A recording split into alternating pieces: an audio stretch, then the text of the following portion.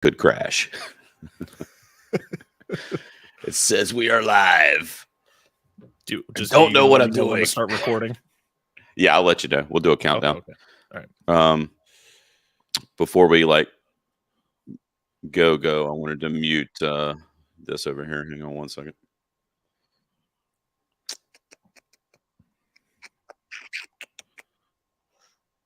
There we go. Muted that bad boy. Okay, now how do I... Oh, comments. All right, so before we get started, let me see if this works, Brett. Hang on. Bam! You see that? That's cool. I knew Brad would be here. He's mad that I subscribed to Blue, though. All right, dude. So, Brad's here. Probably have a couple other people tune in at some point. And then this will be up later. But we're going to be talking top 5 Steven Spielberg movies tonight with Brett from Dissect That Film. All right, man. I tell you what, Brett, give me... Let's go ahead and start recording our software real quick. Brad's funny. He said he had to pay $8 to watch this. All right, man. I'll count down from 3. You ready? Yep. All right. 3, 2, 1. Record. Testing. 1, 2, 1, 2. Yep. Hello. Right. You looking good over there? Looking good. All right, man. We're off and running. So I know you've listened to the show before, but casual conversation. You're a first-time guest, so stop me at any point. I can edit it out. I don't care. If you need to go to the bathroom, if you need to ask questions about how it's going or whatever, I don't care. I'll just take it out and post. But yeah, super casual conversation, and we'll just go back and forth 5 to 1, and have a good talk. Hopefully about Mr. Spielberg. Absolutely. It would probably be a good thing if I had my list, right? The hell was wrong with me? Let's see. This was a tough one. Yeah, for sure, man. It was. I think the ordering of it was the toughest for me. It's funny because it's our list. People are still going to be upset about it. Yeah, we'll mention that in the top 2. All right, man. So give me like 10 seconds of silence. I'll come in and we'll start the episode. Okay.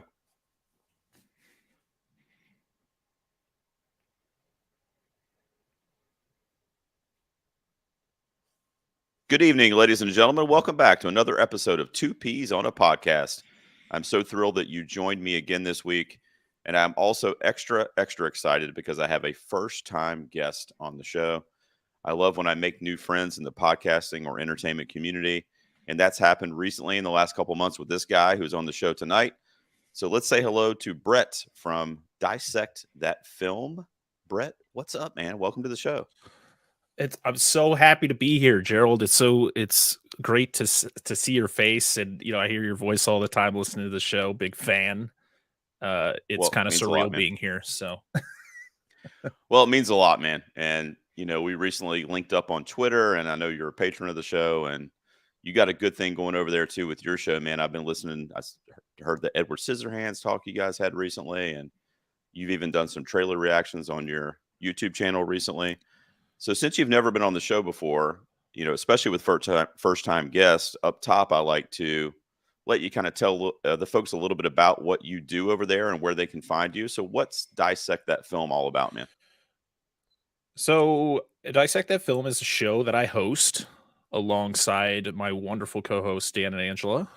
We just talk about movies, kind of just have casual conversations about, one movie per week. We go through the plot, we dissect it, as you will. And it's just about having fun, cracking jokes, and being able to kind of just have fun with any type of movie that's out there. The good, the bads, and the uglies, as I say. Right.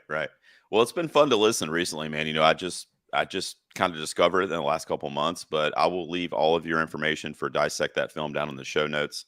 And obviously I'll tag you when the episode goes up. So I hope people look you guys up and check you out because, there's a bunch of movie podcasts out there, but you can really tell when the host is like genuine, and I feel like that's the case with you guys. You're just having fun, like you said, good, bad, ugly, whatever it is, you're just talking about it and you're just kind of enjoying each other's company, even though it may be virtually, right? Absolutely. Yeah, man. So we're going to do the same thing tonight. So Brett came in here to be my guest P tonight, the other P on the pod. Brett, this was a daunting list that you came up with this evening. And Yes, you you're did, welcome, by the way. you did, you did select to do this topic. And I said, you know what? That's actually cool because this gentleman just had a movie come out in this Oscar season as we're recording this at the end of 2022. We'll talk a little bit about that movie as well. But what are we counting down tonight, man? Why don't you tell the folks that are listening? We are counting down the top 5 Steven Spielberg movies. Yes. So before we get started, Brett, don't give away any titles up front, but I do like to kind of talk about the criteria and how you kind of developed your list in your research. But first, let me just ask you, where does Spielberg rank for you? All-time filmmakers. Do you want to put a number on him, or He's my number 1. he's your number one? He's my number 1. Wow. So this had to be extra hard for you then. This was, I mean, this is the funny thing is it like going through my list, it seems kind of generic, but it's just, these are the movies that meant so much to me growing up and that I'd seen way more than anything else. And yeah, when 2 of his movies are like my top 3 all time, Mm-hmm. you know, yeah, him as a director and his movies meant a lot to me as a kid and even as an adult. So yeah, it was hard, but I love talking about Steven Spielberg. Well, we're going to be doing that tonight. Now, for me, in response to you, he's not my number one. But what's weird is he probably was as I was a younger guy. I just turned 47. I know there's a gap in age a little bit for us, but not much, right? Like you're in your, what are you, like in your mid 30s, right? I 31. So yeah, Sorry. just Sorry. entering. Yeah. Yeah. I want everybody to be as old as I am. Sorry. So early 30s. So there's a 16-year gap there. But at one point, probably in the 80s and into the 90s, I probably would have said, yes, this guy is my number one filmmaker. I mean, there's some movies that'll come up tonight that really happened in that kind of prime coming of age, adolescence time in my life. But as I became a movie buff and a cinephile and I started following other catalogs and going to the movie theaters more often, I don't know, some other filmmakers that kind of speak to my sensibilities a little bit more kind of trumped Mr. Spielberg, but he's still in my top 5. And I'm looking at my 10 here because I have my honorable mentions. And I would say 2 of these movies are probably in my top 10 movies of all time, top 20 at least. So the guy's doing something right. And I think if you ask anybody in the film community, I mean, any single person you ask that has anything to do with film or is a film lover, anybody could say Spielberg's their favorite. Like he's just that big of a name in the community. Wouldn't you agree? Yeah. Oh yeah. 100%. Yeah. Well, so when you were coming up with your list, man, you said he's your favorite filmmaker of all time. So were you sweating bullets over there? Was it easy for you to kind of narrow it down, or? So 2 of them were easy.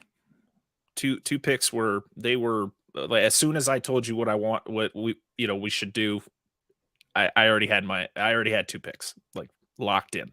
It was everything else that was like, do I put it here? Or do I put it here? Like the thing about Spielberg's filmography, at least I would say up to about the mid 2000s, that those movies are the ones that mean the most to me. His stuff later on, I kind of fell out of. Like, I didn't see West Side Story. Oh, okay. It's just not. I'm not a huge musicals guy, and to be honest, I've seen the original, and it's just not my thing. So, and then the Fabelmans, I'm just going to admit it, I didn't see it. I haven't seen it yet, and so it's not going to be. Sorry, yeah, go ahead. No, you're right. It's not going to show up tonight on either of our lists because, spoiler alert, I saw it. I was not a huge fan of it, which is disappointing. Now, to your point, West Side Story, which just came out last year, it's ironic because I'm also not really a musicals guy. Like every once in a while, you may have heard me talk about the show on the show before with movies like La La Land. Every once in a while, there'll be a musical that I really do like, and it ends up becoming a rewatch for me, every couple years, but very few and far between. But I liked West Side Story. I really did. I think it was the colors, the cinematography, the direction. Obviously, we're talking about Spielberg tonight. and some of the acting. And plus, I knew it from high school. You know, I had to watch the Right. original in high school, and we studied it, and I kind of knew the story, which always gave me a little bit of a nostalgic connection to it as well. I won't spoil if it's on my list or not, but I did enjoy it for somebody that doesn't really like musicals. But The Fablemans, I just wanted to talk about it up top here because it's his latest film. It's going to be out about a month or so when this episode is airing to the general public. So people are probably expecting to hear us talk a little bit about it. I just saw it a couple days ago, and it was just a little melodramatic for me. It was a little underwhelming. It was a little drawn out in parts. There were some things that I really, really liked about it, particularly Michelle Williams' performance and some of the just like cinematic adoration that we saw, which of course, I mean, this guy's movies. I mean, that's his life, right? Exactly. I mean, he lives this shit. So that came across, you know, Paul Dano, Michelle Williams. There's really, really good stuff in it, but it was just too long and it was overdrawn out. And like I said, it was a little melodramatic for my taste. I know you haven't seen it yet, so you probably don't have a lot of commentary on it, but when you do, let's get back together and let me know what you thought. Being such a big Spielberg guy, I'd be interested to see what you think. Absolutely. I mean, this was I mean, The Fablemans, I remember seeing the trailer and I fell in love because it's something that I have been waiting on. I've been waiting on a biopic about Spielberg for a long Yeah, time, and I know that it's a fictional biopic, right? It, right. It's loosely like it's a, based. Yeah. right. And yeah, I mean, hearing mixed things, you know, people loving it, people not being a huge fan of it, like yourself, and you know, it's one of those things where it's like if if that's the case, like I think I would just rather watch, you know, the Spielberg documentary that came out, I think like 4 or 5 years ago. That's like it literally is just that movie, but in real life, you know, it's giving me Right. all that Right. same information. You know, I wonder with the Fablemans if it had anything to do with him being in the director's chair. You know, have somebody else tell Yeah. the story. It might be a little bit different. I don't know, you know, and I feel bad, honestly, that I didn't like it a little bit more. I wanted to, and I kind of saw the mixed reviews on it, but I kind of felt, I mean, honestly, I'm kind of down the middle. I didn't hate it, but I definitely didn't love it as much as I wanted to. So there you go. The Fablemans. That's our discussion for the Fablemans tonight. So There we go. hope we accomplished our mini review there. All right, man. Well, Brett's here from Dissect That Film. He's a first time guest.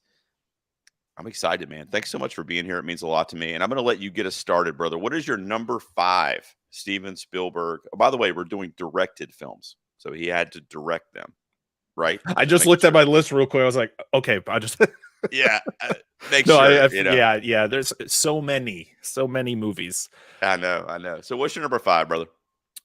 20 years ago, he directed a little movie with Leonardo DiCaprio and Tom Hanks about a con man, and it's just so much fun. It's 2002's Catch Me If You Can. This movie, I remember seeing this movie, you know, being, you know, a young kid in middle school and seeing this for the first time. And it wasn't a movie where an 11-year-old would probably be super interested in. Like, this is an adult, an adult movie. But man, I remember seeing that, you know, between Leonardo DiCaprio and Tom Hanks and the fact that it's based on a true story, the music, it's just so well done.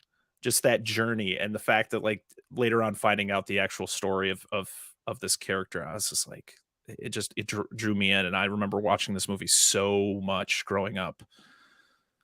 I agree, man. This is also my number 5. Holy crap. Right? I can't believe you. Wow. I mean, right out of the gate, dude, we're crossing up. That's awesome. Yeah, this is also my number 5, man. I mean, this movie, it's like, you know, got that caper feel, the cat and mouse kind of like chase. Yeah. I love how this movie also like highlights the kind of loneliness and desperation that, you know, Leonardo DiCaprio's character specifically has throughout the film. Like he just kind of craves that attention. He's so good at what he's doing, but unfortunately for him, it's illegal, you know, and he could obviously get into a lot of trouble for it. So he just missed the boat on finding something that kind of spoke to his skills.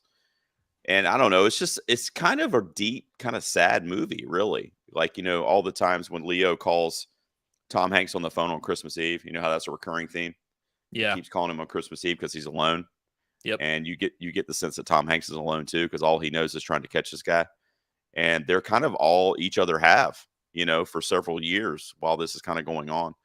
So it's like a fun caper vibe, but it's also kind of a deep, like, touching story too, I feel like. And you can't, I mean, these actors in this movie, man, are just like, I mean, I know we're talking Spielberg, but the performances in this movie are just so good, man. Like Christopher Walken is the freaking man in this, dude. I love him in Oh this yeah, movie. Um, so good. I'm surprised this isn't a little bit higher for me because I love this movie so much. But Spielberg's done some freaking classics, dude. So I guess it makes sense. It's my number 5. But we matched up there right away. That's awesome. That's crazy to me. All right, well, there we go. Catch Me If You Can is each of our number 5s. So I will let you go back over to you for your number 4, man. So my number 4 is part of a trilogy. I'm going to say trilogy because I'm going to ignore that the 4th film exists. Hmm. I'm picking, though, one that maybe not a lot of people would pick as their favorite, but my number 4 is 1989's Indiana Jones and the Last Crusade. Last Crusade, eh? I love Raiders of the Lost Ark. I love Temple of Doom. And they're so each of the original 3 Indiana Jones movies are just so different from each other. And I think my favorite thing about Last Crusade is just the whole mission itself. Of course the tie-in with the fact that it all takes place during I'm not sure if this takes place during World War II, but it's always like a little bit before, where like Nazi Germany is taking over, and like that the really cool the book burning scene, but it's the chemistry between Sean Connery and Harrison Ford that just carries this movie for me, and I love it. I think they're so well casted and their chemistry together is fantastic. It's weird that they're father and son, especially since their age difference was like 12 years. But it's just they're so good, and the supporting cast is great. And who doesn't love the ending? The trials at the end. It just, I don't know. Yeah. That movie just felt so personal to me, just because it's the father and son linking up, and then that opening scene with River Phoenix. As young Indiana Jones, you get to see kind of an origin story, but it's not like shoved down your throat. It's like a quick thing. They show you kind of the origin of Indy, of how he got the whip, the scar, all that fun stuff. Right. It's so much fun. So this is your favorite, yeah? This is my favorite Indiana Jones. Okay. This is my favorite Indiana Jones. So you must be pretty excited for the new one, I guess, right? I am. I'm nervous because, cautiously, like I said, I mean, to be honest, I maybe I was a little too harsh on Crystal Skull. I am not I loathe Crystal Skull like I think most people do. It was fine. It just was so weird. It was so off base, and like Shia LaBeouf just kind of, his character just kind of threw me off. Yeah. But Last Crusade has always been my favorite.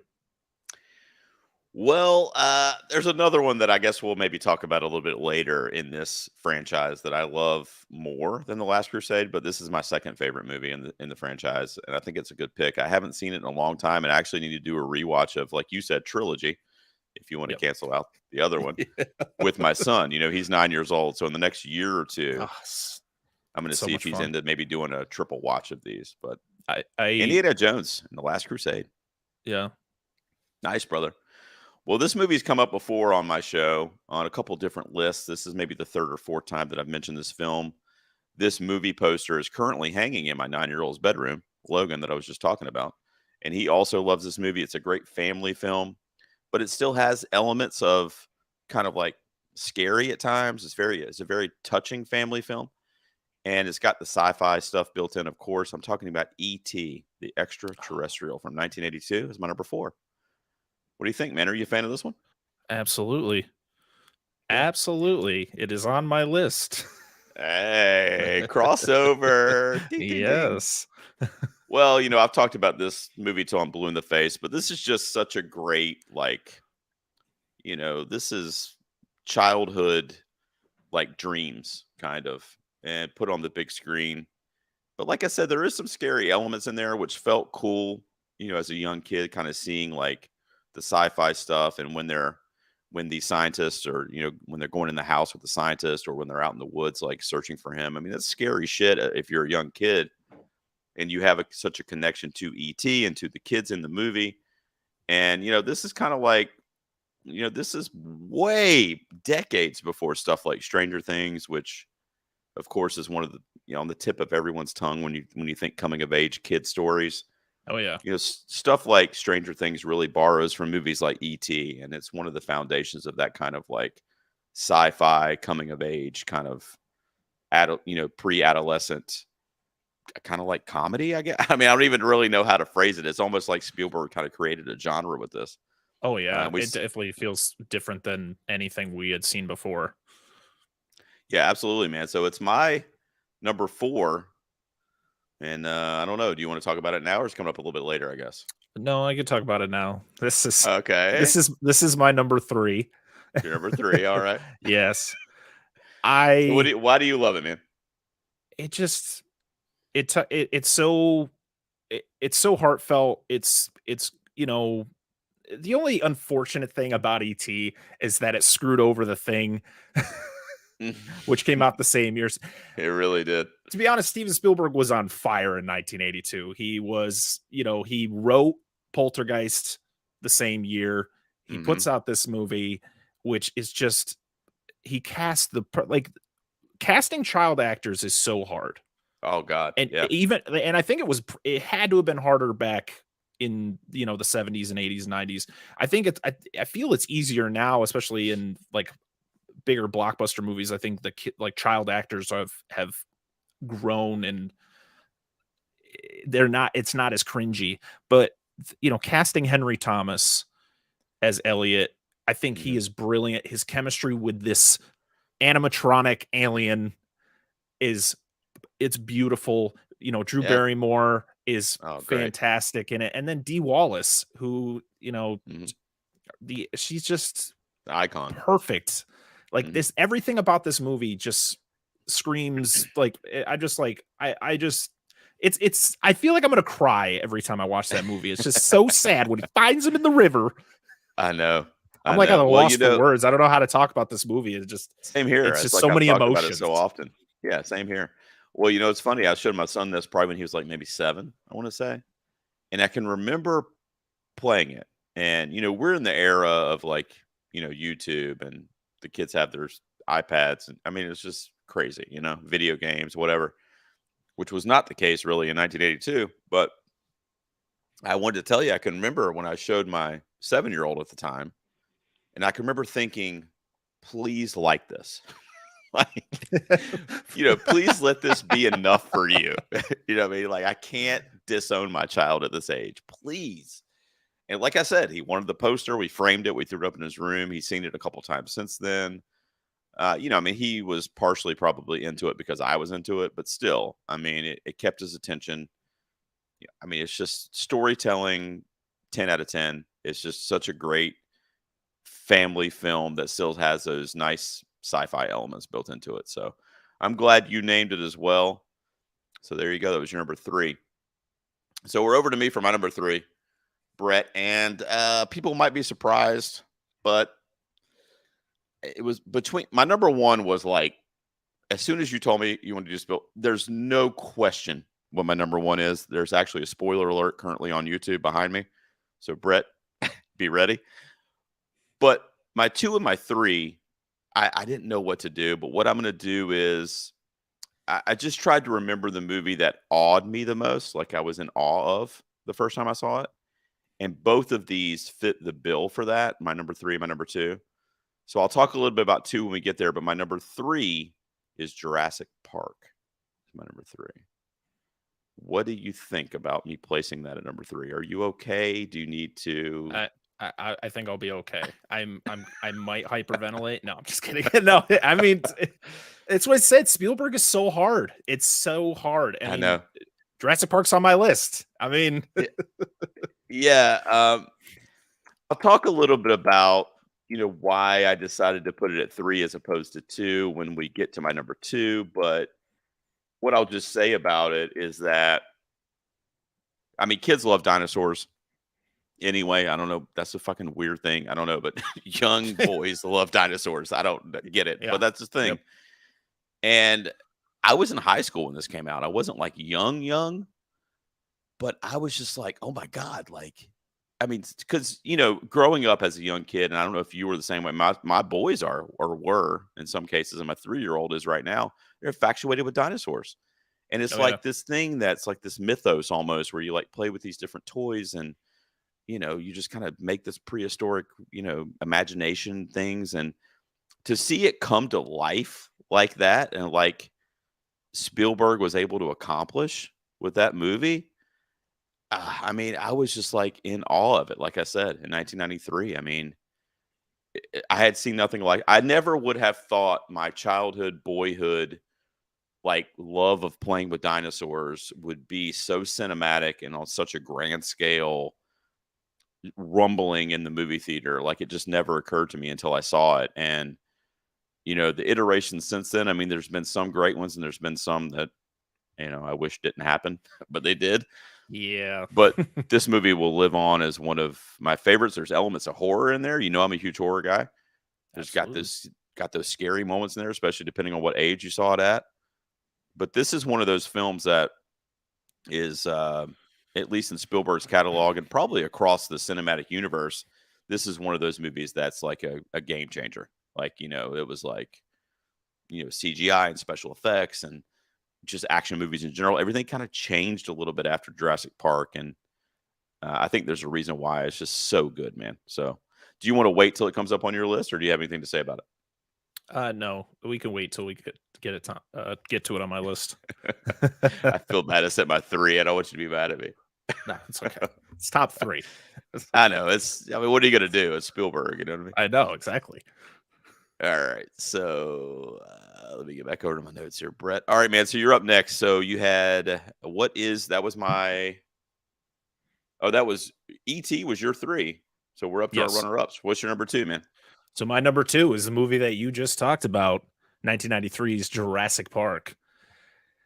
This movie, I remember seeing this movie at 5 years old because I was only 2 when the movie came out initially, so I didn't get to go see it in theaters. I didn't get to enjoy it in its initial release, so I had to wait a couple years. But my grandma she's the reason that I love movies so much, and I just, she always would buy the new releases. She had Jurassic Park on VHS. She threw it in because she found out I, like dinosaurs, as, you were talking about how like kids are just infatuated with dinosaurs. I mean, my oldest, who's 11, his favorite movie, I mean, I don't know what it is anymore, to be honest, but his favorite movie for the longest time was Jurassic Park.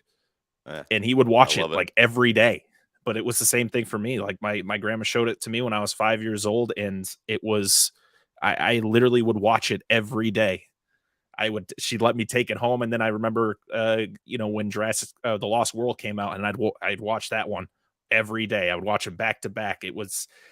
I've probably seen that movie. I've probably seen Jurassic Park almost as much as the movie that's at number 1. Jurassic Park is my second favorite movie of all time. Oh, wow. Okay. It means so much to me. It's fantastic with the innovation of CGI and how good it looked back then in 1993. I mean, yeah, it doesn't look the best, but it still looks good. It does. It holds up. I got to be honest. Yeah. Hitting 30 years next year. I was so excited when my local theater actually did a 25th anniversary showing of it, and I got to go see it in theaters and experience that, getting to see it on the big screen, which is a highlight of my life. And yeah, the performances, the cinematography, the CG, the practical, effects in it, and it's all brilliant. It's so good. I agree, man. I mean, I already talked about it too. It was just, especially for young boys. You said you saw this in the theater or no? I mean, when I saw it when it got re-released for the 25th anniversary back in 2018, I think. So you didn't get to see it as a young boy per se. Well, my grandma showed it to me when I was 5 for the first time. But I mean, like in the theater though. Oh no, I was like a baby. I wouldn't. Could you imagine? Oh my God. I wish. Yeah, me too. Crazy, man. Crazy. So we matched up there at Jurassic Park. So my number two, Jurassic Park, for the same reason. I was in awe when I saw it. This movie, I was in awe when I saw it, especially a couple of scenes that really jump out at me.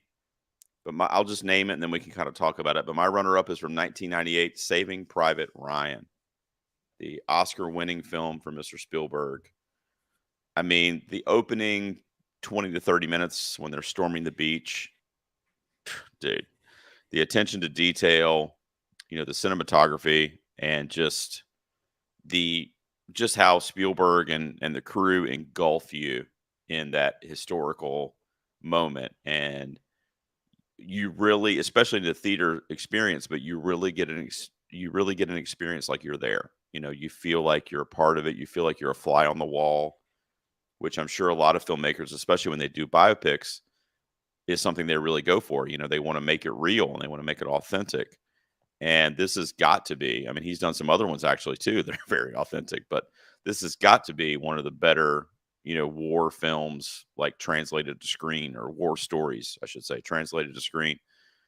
I mean, just such a touching, like, heartfelt movie, and just a lot of action-packed moments, tense moments. It's history. It's our history, so you can learn from it as well. Like, Tom Hanks gives one of his best performances, in my opinion. But you have some great, like, supporting performances that often get overlooked, to be honest, like Tom Sizemore, Barry Pepper, Ed Burns. We obviously see Matt Damon a little bit later on in the film, and he's great in it.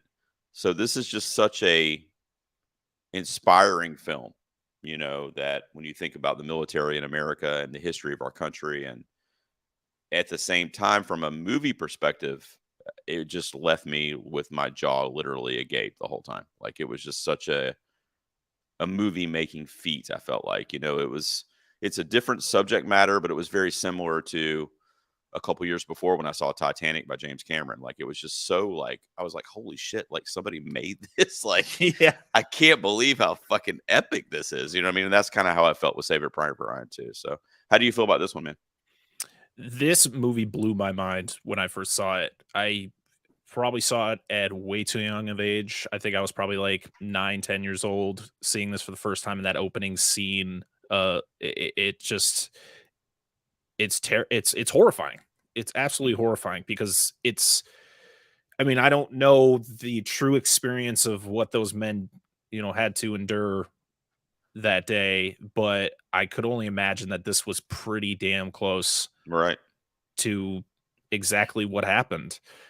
It's Spielberg does not hold back. This was something that I think it also blew my mind because this was Spielberg. Like, I think when I first saw this movie, I don't even know if I knew that Spielberg was the director. I think I just started watching this, and then it was Wow. the end and they show the credits and I was like, wait, Well, this to was your point, Spielberg? well, Wow. to your point, it is very different for him. Like, it's a much different movie than what he had really done up to this point, Oh yeah. It's beautifully shot, beautifully acted. Like you said, Tom Hanks is phenomenal in this movie. And I think his relationship with Spielberg going, in starting in this from this movie and then going forward, it's just it was great. Well, obviously, I agree, man. So it's my number two. That's our runner-ups. So we are up to our number ones already, Brett. So Wow. you're up first, man. What's your number one Steven Spielberg film and why, buddy? So back on June 20th, 1975, a movie came out and became the first summer blockbuster. And I have seen this movie more than any movie that exists. And I watch it probably 5 to 10 times a year. I can quote it. I'm wearing a Amity Island shirt because we're talking Ooh, about Spielberg today. I got my original VHS back here, and that would be 1975's Jaws. fuck yeah, it is, dude. It's also my number one, so we can gush about it a little bit. However, my regular listeners may shut off because I've talked about this movie so many goddamn times that they're going to be I don't like, care. I will talk about this movie so I might anytime let anyone you, mentions it. I might let you take the helm on the discussion, but it's also my number one. So we matched up on our number ones with 75's Jaws. Dude, go ahead. I'll let you take the lead on why this is your number one Spielberg film. It's everything about this movie. I think what I appreciate the most about this movie is how it was made. It's not even just what you see on the screen, it's what you read about or what you know, documentaries you've watched about the movie, about like how this movie was made. It wasn't done in a studio. It was done in Martha's Vineyard. They're like, "Hey, we're going to shoot a movie here. Hey, we're going to shoot this movie. We're not shooting this movie in a tank. We're going to shoot this on the ocean. We're going to try to use a mechanical shark. Oh no, the mechanical shark won't work." Like, it's wild how this movie was made, because if things had gone according to plan, it would have been a completely different movie. And I'm glad that it went the way it did, because it's the fact that we don't see the shark for like 45 minutes of this movie. It's fantastic. The characters are great, because they're each one, when you know, you're talking about Brody, you're talking about Hooper, and you're talking about Quint, they're completely different characters. Like, they're all completely different characters. And I love it. You know, I love this movie so much. I named a couple of my kids after a couple of the characters. I love that, dude. What are they? Well, my oldest is named Brody.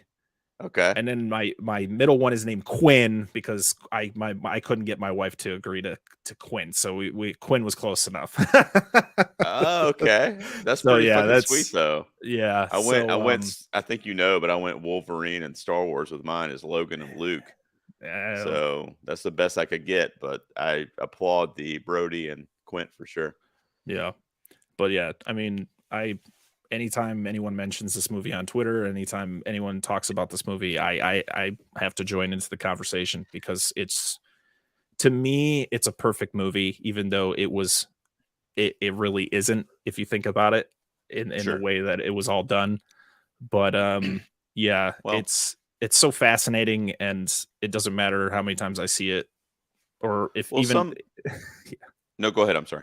Oh, like if it's at, like, even like, you know, flip through the channels, if it's on TV and it's been like playing for 40 minutes, I will sit down and I will watch the rest. Yeah. I don't need to see the beginning. I don't know what's happening. It's just such an engrossing movie, and I love it. Yeah. I mean, we really started to see what Spielberg could do from a storytelling perspective with this movie. But, you know, you said it beautifully, man. I agree with you on all counts. It's one of my favorite movies of all time. It's in my top 5 films of all time. I have talked about it, like I said, ad nauseum on the show before. Even one of our patrons in the chat just threw up an eye roll, because he's like, again, with this shit. So the only thing I'll just say, you know, is there's some movies that, you know, you look back as a fan of just film in general and you just go, that changed everything, you know? And I mean, you could name literally any quote unquote blockbuster that came after 75, and, you know, it didn't exist before Jaws. I mean, there's obviously the horror elements built in there. There's the family aspect. You know, it's just, it's almost like a slasher, you know? I mean, the shark is a killer, you know, in the movie, and this community is trying to escape his murders, you know, and that's kind of how I looked at it for a long, long time. And as a horror fan, it's one of those pillars and like foundations to the genre. And I don't think anybody, whether they're like, you know, whether they're like rushing to rewatch it or they like love it or whatever, I don't think anybody would argue that this film did so much for horror. It did so much for films. It did so much for, you know, the blockbuster box office draw. And you already mentioned the performances. Obviously, we're talking about Spielberg, so the direction's on point.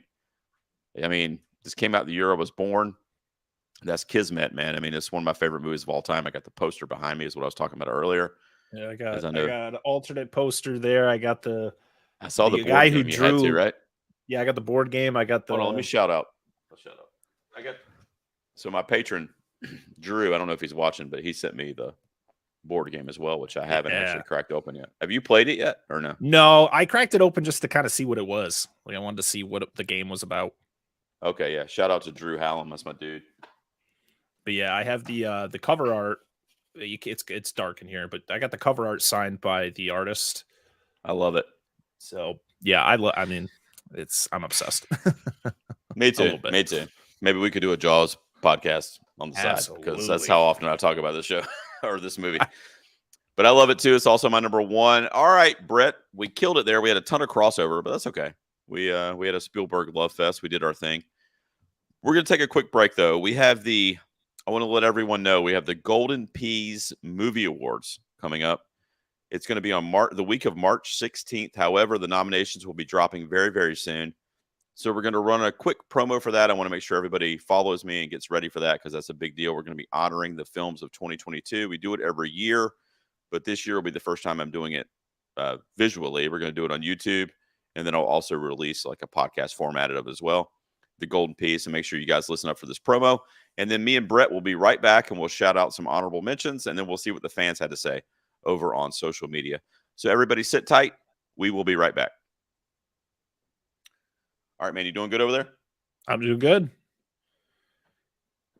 I need to ask Brad why none of my fucking patrons came over here. He was talking shit earlier.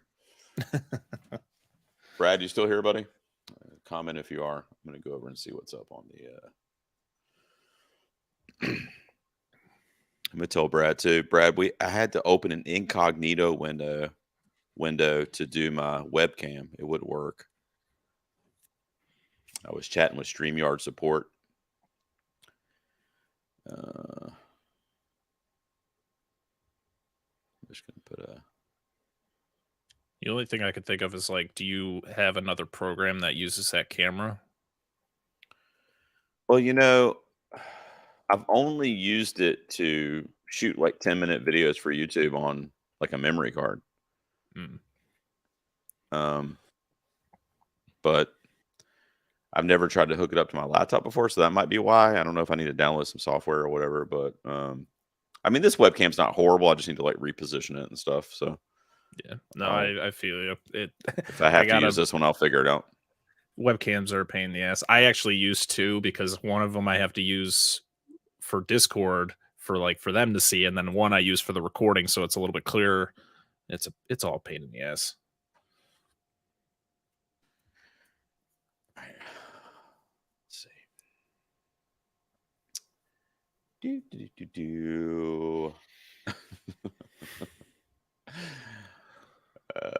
That's me, Bradley.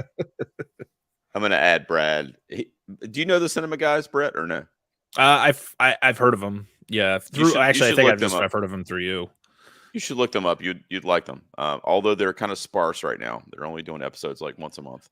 Well, that's good because I listen to so many damn podcasts.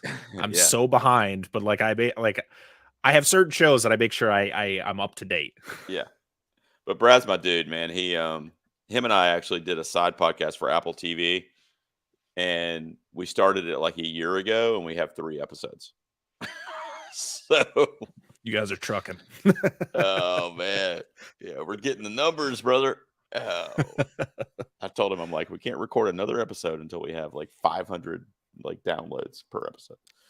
I'm looking at my honorable mentions. I think I gotta switch. I think I gotta rotate some around. Oh shit! All right, let me go back. No. I'm not adding anything. I just have to make sure I remember which number they're at. All right, so we'll come back in here in a minute, and then just give me like 5 or 10 seconds. I'll come back in and we'll get going. Sounds good.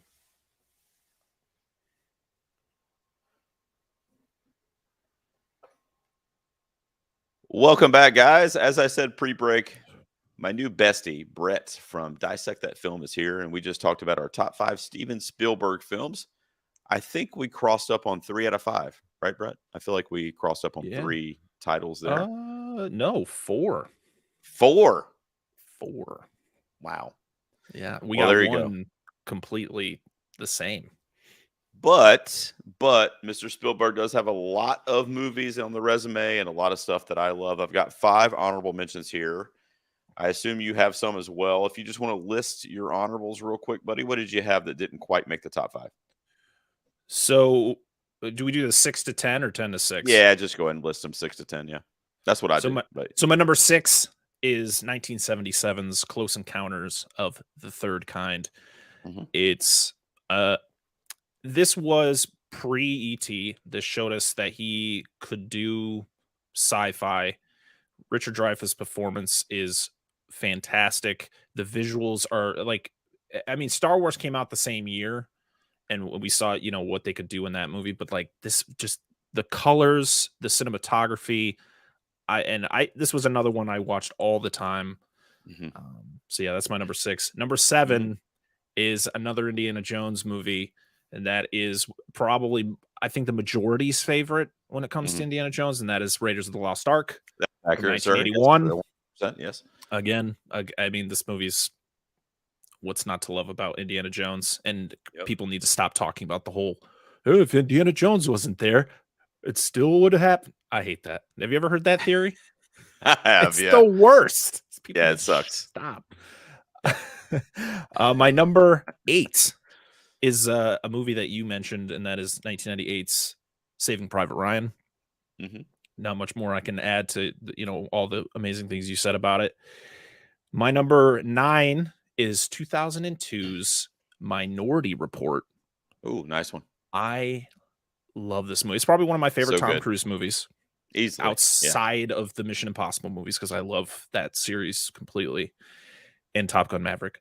But yeah, this movie is just great. It's again, him diving into the sci-fi aspect. I love the whole pre-crime storyline, and Mhm. Colin Farrell has is great in it as well. Yeah, that's true, It's actually, yeah. it's fun seeing young Colin Farrell, and yeah, I it's agree. just, I love it. It was Max So von inventive. Sydow's in it. Sit down, yeah. I mean, Sydow, yeah, it's just, it's great all around, and I again, another one that I watched a lot as a kid.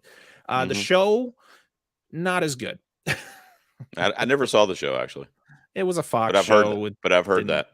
didn't do anything special. Yeah, I've And heard my that. number 10 was a movie that came out the same year as Jurassic Park. That just shows how insane Steven Spielberg was, that he directed 2 masterpieces in one year. And that would be 1993's Schindler's List. There you go. This isn't a movie, though, that I saw a lot. This is a movie that I really No. don't know if I want to see again, because No. it's so it's kind of like Saving Private Ryan. It's I mean, I've seen Saving Private Ryan a lot more in my life, but Schindler's List just hits different. Yeah. It kills you. It Yeah, it drains really you. does.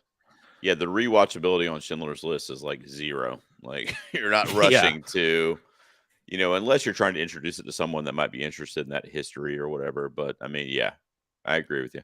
Alright, man, so good list. My number 6 would have been Raiders of the Lost Ark. There you go, my favorite Indiana Jones film. The adventure aspect, and just I don't know, I just felt like it was, like, everything we kinda knew already about Indiana, but it was just, like, heightened a little bit, and it was just such a theatrical experience for me at the age I saw it. It was, like, 12 or 13. It was just, like, it was the shit, man. So my number 7 would have been Minority Report. So I agree with you there. I just think it's such a unique and inventive idea, the sci-fi elements built in and the pre-crime storyline, and it was shot like in a lot of blue hues and just like a really different look for Spielberg, but it worked. And he nailed it. Tom Cruise, probably top 3 performances for Tom Cruise, in my opinion. In my opinion, at least, I really liked him in that, and I think that's one of Spielberg's best. Is my number 7. My number 8 would have been Schindler's List, which we just talked about. My number 9 is a TV movie. So I may have cheated a smidge, but it was Spielberg's first feature called Duel. Are you familiar with this film? I am. Okay, good. I was going to tell you about it if you didn't know about it, because it's somewhat underappreciated, underseen, but it came out in 1971, and it's about this 18-wheeler truck driver who is literally stalking this guy that's on a road trip across country. And so the truck is always kind of showing up and following him and going to rest stops and restaurants that he's going to, and just kind of stalking him. So it's very similar to what we see 4 years later in Jaws, but with a shark. Yeah. And here we have a truck, but it's a stalker movie essentially, and it was made for TV, so it's a bit tame in that respect. But I don't know, I was really impressed by it when it got introduced to me later, after Jaws. Like, I probably didn't see this movie till the 90s, so it Yeah. had been out 20 or 30 years when I saw it, and it plays like a TV movie from 1971. But when you think in your head, like, the person that made this is going to be Steven Spielberg. Do you know what I mean? It just kind of Yeah. adds a layer to you for it. Are you a fan of Duel? Have you've seen Oh it? yeah. I mean, it's not overly complicated. It's, Right. you know, your basic, you know, I haven't seen a very long time, so the plot of it's kind of fuzzy in my head, but I know that it's, you know, like you said, the tractor trailer truck driver who stalks this guy, and it's just so the tension it goes throughout the whole thing. And I think the reason why this movie isn't talked about a lot is because I think once Jaws came out, Mhm. Duel and Sugarland Express, which came out a couple years before Jaws, they kind of got like erased from most people's memories. They're like, Right. when Right. people think like, hey, where did Steven Spielberg begin? It's like, oh, it's got to be Jaws, right? Right. No, it was Yeah. Duel. Yeah. And you could see kind of the parallels there too, which I think is really cool. He's kind of playing with ideas with Duel. And then in Jaws, we got what we got, and there's no looking back since then. And then my Yep. number 10 would have been West Side Story, which we already talked about a Oh, little bit. The colors, the vibrant kind of atmosphere, and the recreation of something that was nostalgic for me as a kid. And Ariana DeBose gives a phenomenal performance in this. Is probably what I take away from it the most, as far as like the most memorable. And it was Oscar worthy that year, and she was just killer in that movie. So that would be my number 10. There we go, guys. So how we like to end every episode is we like to head over to social media and see what the fans had to say in the old suggestion box, Brett. So we're going to do that right now. 1 second, buddy. So here we go. So I just said, what is your favorite movie directed by Steven Spielberg? And I said, only pick one. So let's go through some of these, Brett. My buddy Brandon Cruz says Jaws. But I choose The Thing in a direct matchup because they came out the same weekend. I get what he's doing there. Julio says, I think this is Minority Report, right? it Is that what is. this is? Yeah. That is a great one. Actually, let me reply to Lindsay real quick. She asked Julio what it was from, and he didn't tell her. Let's see. That's great. Jared Taylor, patron and friend of the show, says Raiders of the Lost Ark. I don't think anybody's going to argue with him on that, except maybe you. I don't know. Well, no, you love that one too, though. So you're good. Oh yeah. Chris Yaney, patron and friend of the show, says, I straight up love Duel and have since I first saw it on a broadcast TV. Yeah, TV movie. It's kind of crazy if you think about it, especially Oh yeah. 1971. Like that was pretty, I don't know, it was pretty edgy for 71, I feel like. Oh yeah. My buddy Dan, producer Dan, says Jaws. And yeah, Larkin agrees. I mean, yeah, this is it right here, guys. Jaws. That's the answer. Sam Hurley says also Raiders of the Lost Ark. Michelle, patron and friend of the show, says she went through the list and she decided to pick the one that she will watch over and over again, which is Catch Me If You Can. And she says, do you concur? It's so good. It really is good. I can't believe it was my 5, to be honest. Lindsay Dunn also says Catch Me If You Can. Joey Mills says Raiders of the Lost Ark.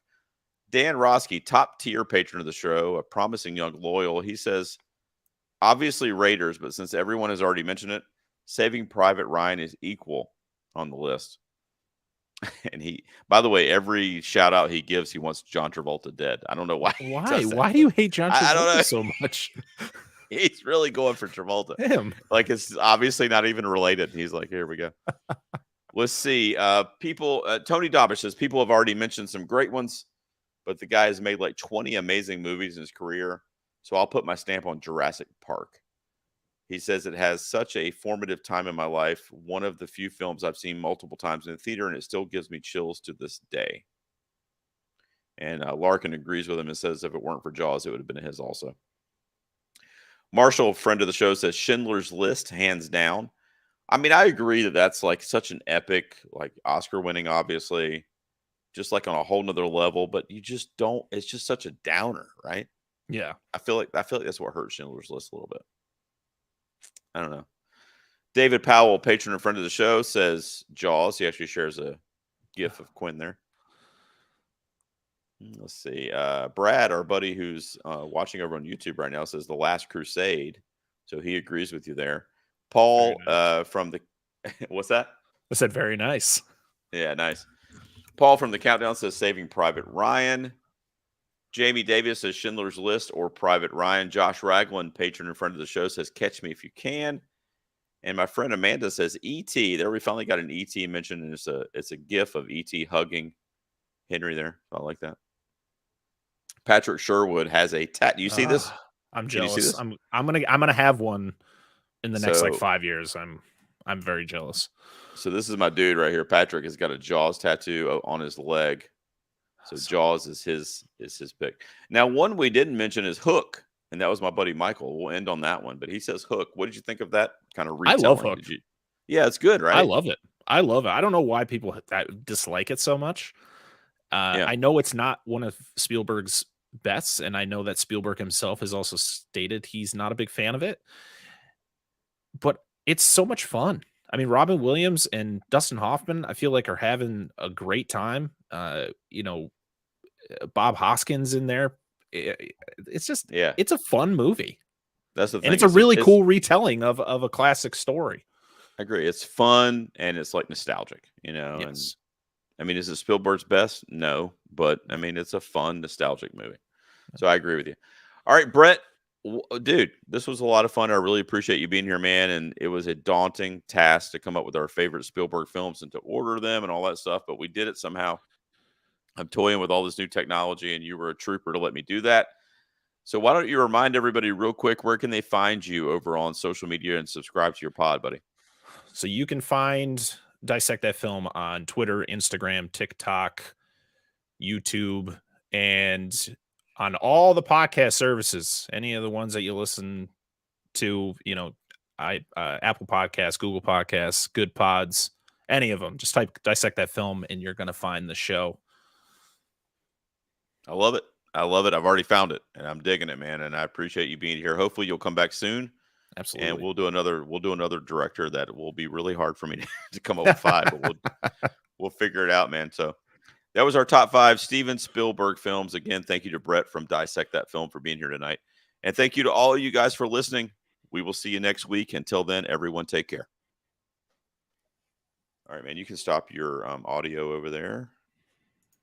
I'm going to do the same.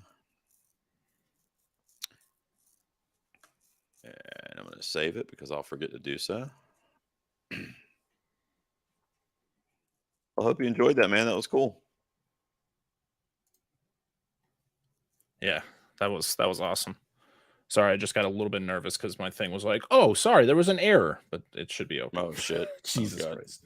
I'm like, we really? don't need that. Really the first time? I just said we don't need that. Although I don't know what this thing does, but I think it records for me too. Maybe Brad can tell me. I think we're gonna be all right. I just because the thing is like I'm using OBS, so like it's usually for a video, but I didn't have video up, so it's just recording audio. So my computer was like, well, there's no video here. How are we gonna do that? So let me just make sure it's there.